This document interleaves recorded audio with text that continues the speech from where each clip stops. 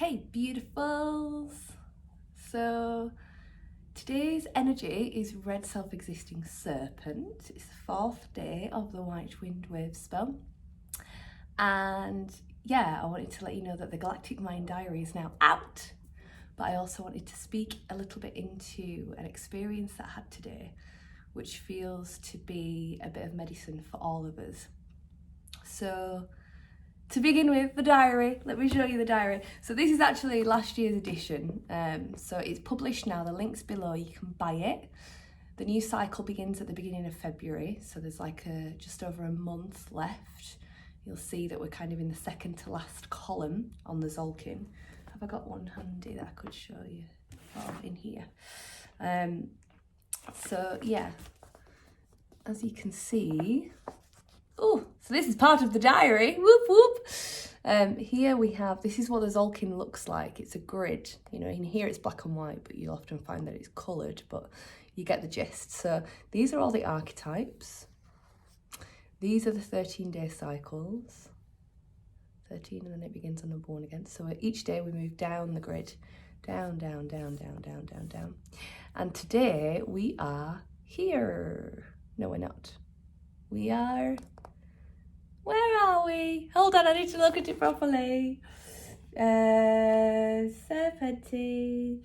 70, 70, 70, 70, 70. Here we go.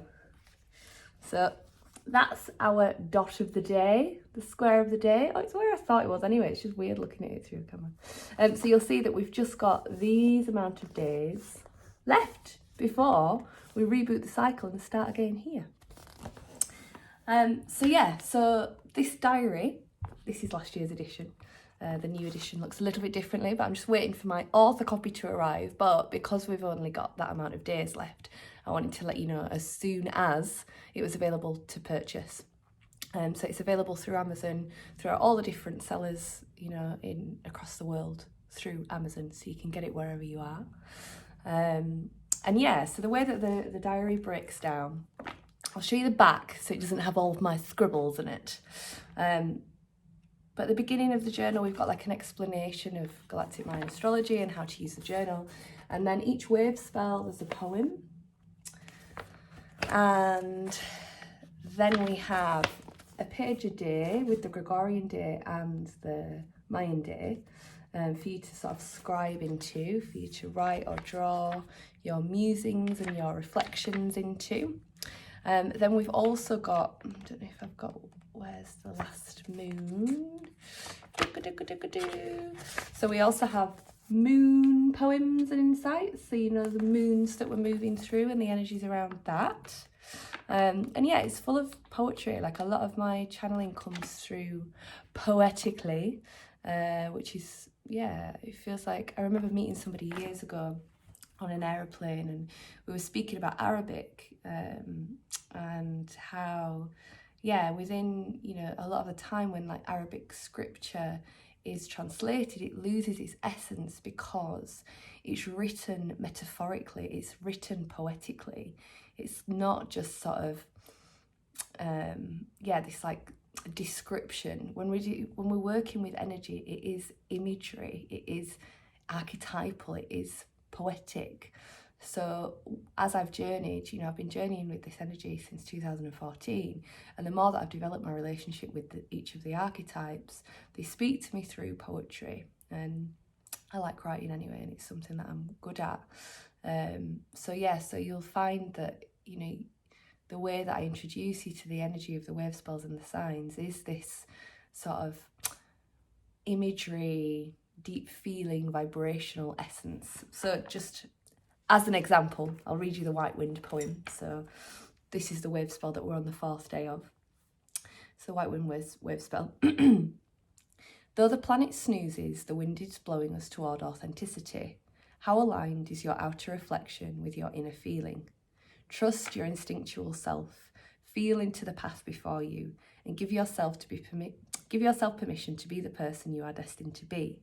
Your throat holds immense power. Your self-expression is key. The world is waiting to witness the wonders of all you can be.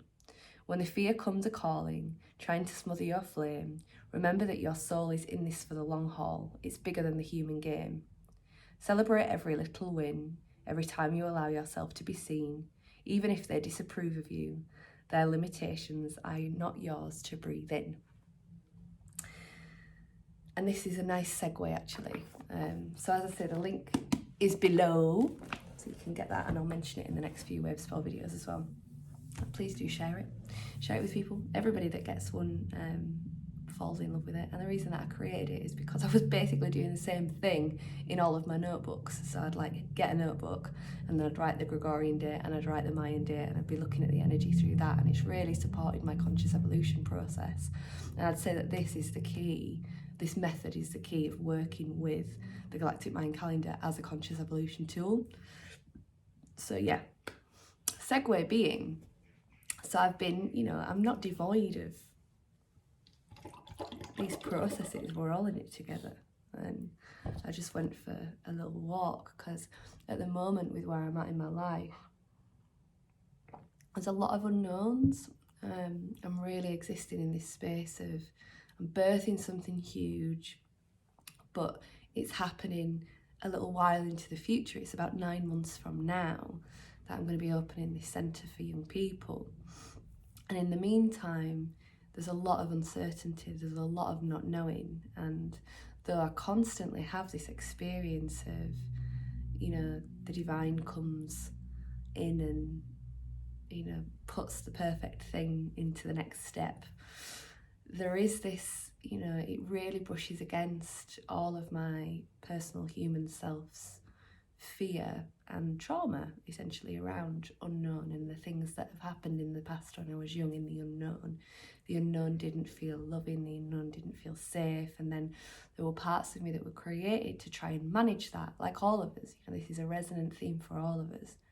And this wave spell, this energy of white wind, this energy of self-expression, this energy of there's an element of it being, this authenticity of self and authenticity of life. But what comes with that is this, we're not on the path that's most trodden. We're not on the path that, forecasts that next Tuesday is going to look like this, and money's going to come on this specific day, and things are going to manifest like this, and that brings up all of this stuff. So I've been went for this walk so that I could just spend some time with my parts, and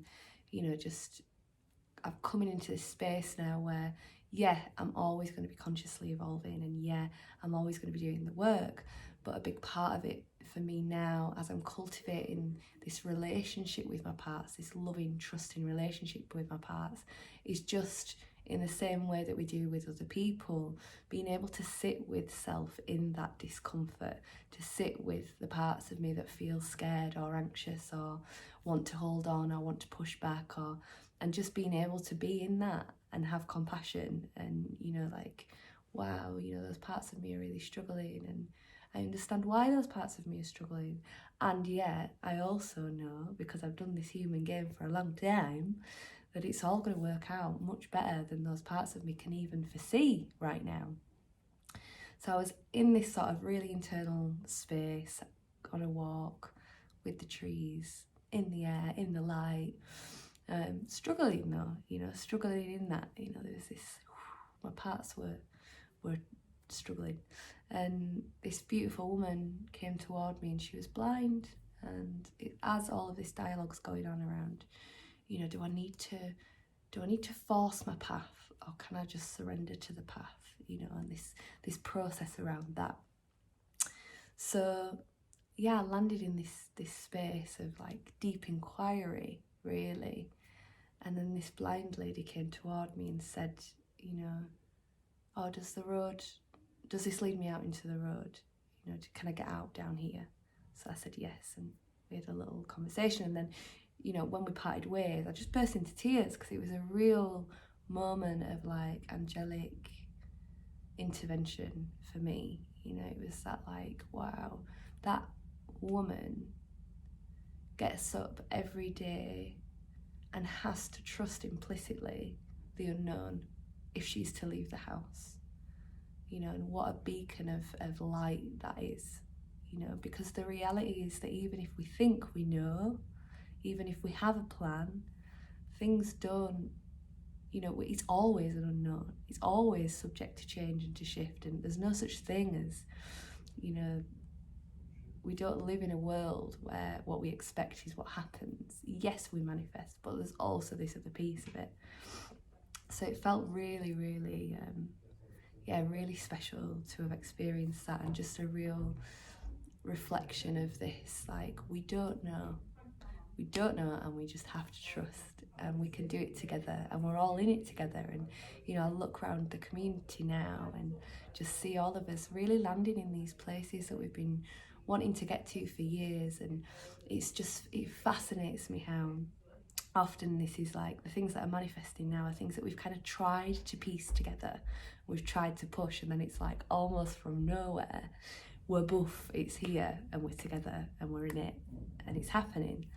But we are in this time, you know, this time through our experiences on the planet, through what the human being is now, you know, of we can feel and we can foresee, and we're here to seed and we're here to build, and we also have this limitation of not being able to know how things are going to manifest. And you know, this idea of it being a timeline puts this notion of manifestation in an interesting place, because you know, for me, I feel that there is a destiny cord, you know, there's numerous, like we will always be manifesting and living a certain code, because it's who we are. We came through the veil at a specific moment when the energetics were in a specific vibration, and therefore we are that. So we bring that, but how we bring that is dependent on our vibration. You know, if we're operating in a lower vibration, if we're still operating mainly through our pain body, you know, we're going to manifest a low octave of that code, you know. And if we look at it through the archetypes, each archetype has got superpowers and also shadows. So if we're operating from that lower vibration, we're going to most probably be vibrating at, you know, a shadowy manifestation of the archetype that we are, because we're all archetypes. So this process that we're all going through of this conscious transformation, it's like as we align, like, yeah, we're manifesting, and yeah, it's important to get our vibration in alignment and in clarity to be able to move toward the vision that we've come in with due to our code that we all share, but we're all individual pieces of. But also, you know, because we are doing this together, you know, the timeline, the manifestation, you know, it's subject to so many different variables. You know, it's not simply, because you can see these people that have like manifested millions and billions of pounds and all that sort of thing. It's like, cool. And what though? Like, what is that allowed to happen? What is that person, you know, what is the service of that person? What is the, you know, there's so much, we kind of fed this idea that it's about the money, but it's not about the money. The money comes with it, but it's about the fulfillment, essentially. Like, the aim of the game here is fulfillment, isn't it? Because when we're in fulfillment, then we are in this space of the appreciation of life, the appreciation of existence, and we're operating from a place of like, yo. And yo is the ultimate spot, isn't it? We want to be in yo. And when we're all in yo together. But it's also this energy of like, we're creating a yo, but how do we create the yo of, this is the standard vibration on the planet now, this is where life exists. And that's then where it's about this individual clearing, creating space. So the white wind energy as well, I don't think I mentioned this in the wave spell report. Always interests me the things that come through at different times. But yeah, the energy of the white wind is also about channeling. And you know, with this idea of channeling, it's like aligning our antenna to a high vibrational location. But in essence, we're always channeling, you know, we could be channeling our inner child or our shadow selves, but there's something in this quality of the wind energy, which is about being able to transmit. So it's no wonder that I feel guided to do an extra little video. So I'll leave it there for now, my loves. As I say, diary is out now. Check out the link below, get it ordered so it arrives in time for the next new cycle. And yeah, I think that's all that I want to say right now. I hope that you had a beautiful festive period. And we're obviously shifting now into a new code of time, 2023. And it feels good, doesn't it? You know, we're in Mercury retrograde as of today. So yeah, we're really having this opportunity to kind of go backward a little bit, clean up a little. And then I think it's on the 20-something of January, Pluto goes into Aquarius. I think that's right. And from what I can gather through the echoes, that's going to be the time of then like shifting into gear. So just be aware that, yeah, okay, it's new year and oh, we need to do and blah, blah, blah, blah, blah. But actually it's going to be that like toward the end of January that we actually get the gear to go. Until then, go gently, go softly. And I send you so much love.